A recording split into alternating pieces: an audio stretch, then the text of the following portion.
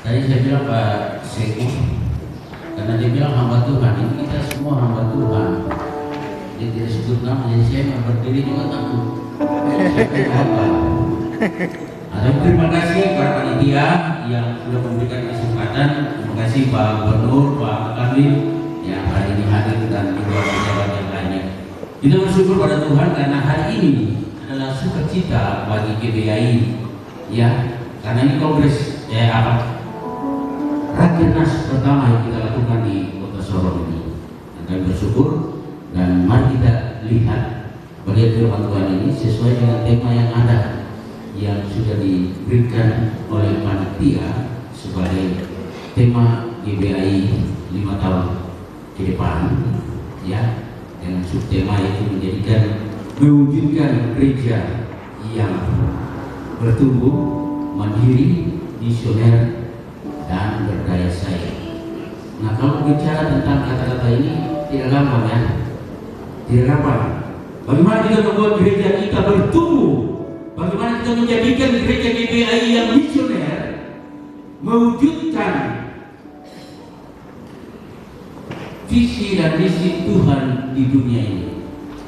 Tantangan yang besar, karena itu dia bilang di dalam tema kita, firman Tuhan tadi, di dalam Roma pasal 12 ayat 11, janganlah hendaknya kerajinan kendor,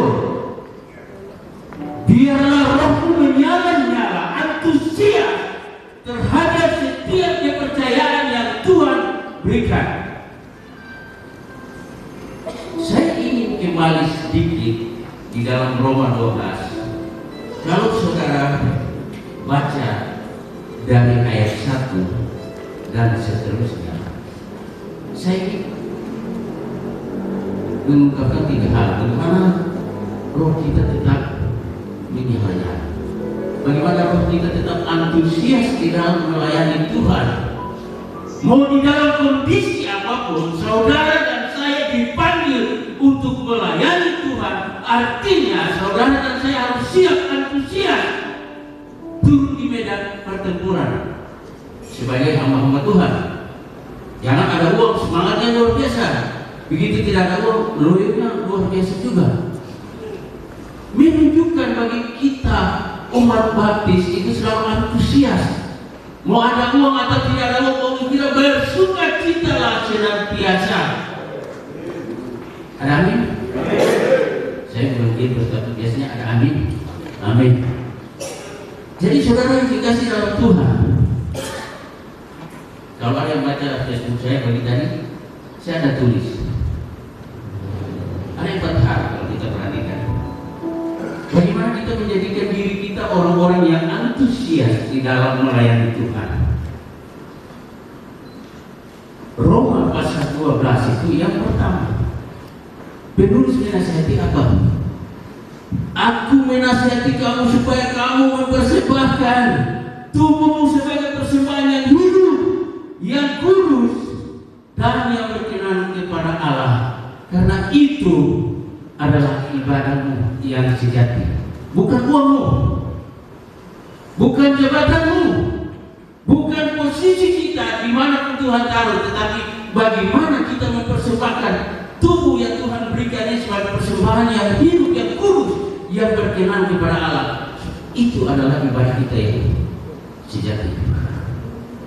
Jadi nilai-nilai kita harus beda dengan nilai-nilai di luar sana. Nilai-nilai duniawi yang ditanamkan di dalam diri begitu banyak orang.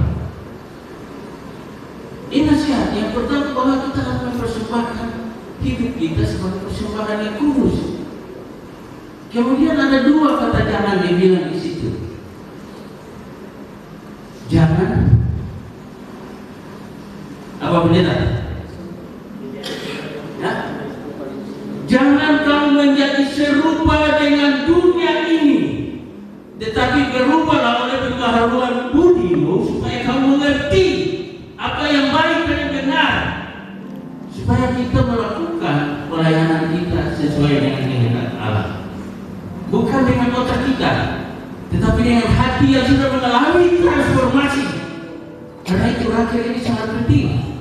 Bukan kita berpikir dengan otak kita yang terbatas, dengan hati yang Tuhan taruh untuk menjangkau jiwa-jiwa bagi kemuliaan Tuhan. Dia bilang yang pertama itu jangan apa tadi? Menjadi serupa. Berarti kita harus terangkat dari dunia ini. Tidak. Kita ada di dunia ini, tetapi nilai-nilai kita sebagai orang percaya itu yang harus nampak keluar dari dalam diri kita. Saya kemarin lihat satu video dan itu jadi introspeksi juga bagi saudara saya yang notabene hamba Tuhan yang dibilang pendeta. Ada seorang pejabat, ya saya sebut saja Pak Gubernur ya, izin kunjungi rumah sakit. Ada yang tahu kunjungi rumah sakit mana kemarin? Raja apa yang beliau lakukan? Beliau berdoa. Beliau tidak pikir dengan orang lain, tetapi nilai beliau, identitas beliau sebagai anak Tuhan. Beliau menyatakan itu untuk doanya. Dan apa yang beliau katakan? Beliau banyak masalah, banyak dosa, tetapi Tuhan ampuni dan berikanlah kuasa lewat tangannya beliau tumpahkan kepada orang sakit. Ini contoh nilai kita. Kalau kita bilang kita mau jadikan gereja umat manusia bertumbuh, ini adalah salah satu contoh. Kita kadang-kadang pendeta di dalam rumah makan berdoa saja malu hati ya, takut termasuk dengan beliau. Saya bilang itu sederhana. Ya, kenapa? Karena kita hamba Tuhan. Kadang-kadang menyembunyikan identitas kita sebagai hamba Tuhan. Kita tidak mau nyatakan bahwa kita adalah hamba Tuhan. Nilai-nilai Tuhan itu ada di dalam diri kita. Dan apa yang beliau bilang kepada percaya pada Yesus yang sudah menyembuhkan, kuasa yang sama beliau curahkan itu. Apakah kuasa itu hanya untuk pendeta? Apakah kuasa itu hanya untuk pendeta-pendeta saja? Tidak. Karena semua saudara dan saya yang percaya kepada Tuhan diberi kuasa yang sama. Mau si roh jahat, tapi roh jahat di dalam diri kita usir dulu. Tapi dia tidak bisa usir roh jahat di luar sana. Jadi jangan menjadi serupa dengan dia. Kalau dia sudah memberikan contoh kepada kita lakukan lebih lagi dari beliau. Karena predikat saudara dan saya sebagai hamba Tuhan. Beliau juga hamba Tuhan, tapi dalam posisi yang Tuhan tempatkan dan berani. Jadi kalau kita menjadikan gereja yang bertumbuh dari diri kita, ya. Organisme di dalam jemaat itu harus bertumbuh dan tahu siapa kita di dalam Tuhan, sehingga kita masing-masing berperan. Jangan tunggu pada Tuhan. Yang kedua, dia bilang jangan pikir hal-hal yang tinggi. Ya, jangan memikirkan hal-hal yang lebih dari porsi yang Tuhan sudah berikan kepada saudara dan saya. Lihat kiri kanan, hamba Tuhan ini dia baju bagus ini. Saya kesian, mulai dilihat cemburu. Akhirnya bagaimana roh kita mau menyala layani Tuhan, karena yang kita perhatikan Pak Ketua Umum sepatu mata, saya sepatu robek-robek. Pikir apa yang Tuhan berikan kepada saudara, porsi yang Tuhan sudah berikan, lakukan itu dengan antusias. Itulah porsi yang saudara harus kerjakan. Jangan lihat orang kiri kanan. Kemarin ada yang masuk di rumah kita sebelah itu rumah kita, saya kira rumah kita, karena itu kita semua kerja bakti di situ. Kemudian ada yang bilang panas kan, saya bilang jangan minum. Caranya begini, kamu udah bilang berapa? enam. Oke, kalau kita bilang pasang AC kalau mahal, kamar panas kan? Belilah kipas angin, taruh di situ, itu jadi inventaris GBI dan itu sumbangsi dari kalian. Jadi kami bicara tentang BPP, saya tetapi bagaimana kita bersemangat untuk melakukan yang terbaik bagi gereja ini, bagi Tuhan di atas tanah ini.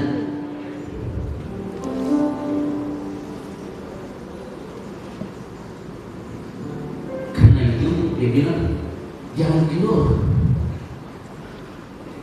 untuk mewujudkan gereja yang bertumbuh, gereja yang berdiri, gereja yang misioner, gereja yang memiliki daya saing. Ya kita harus tunjukkan dari pribadi-pribadi kita. Bagaimana identitas kita itu harus nampak di luar, kemanapun kita pergi harus nampak kita sebagai anak Tuhan. Tanpa itu jangan mengharapkan gereja yang bertumbuh, gereja yang misioner untuk mewujudkan itu. Jadi kita perlu berdoa. Jangan akhirnya kita bicara sana sini akhirnya selesai hakim tidak ada. Mulai kenapa tidak tahu. Gembala-gembala pulang di tempat bingung. Jadi buatlah roadmap apa yang mau kita lakukan tahun ini, tahun depan, 3 tahun ke depan, supaya kita ada tujuan yang jelas.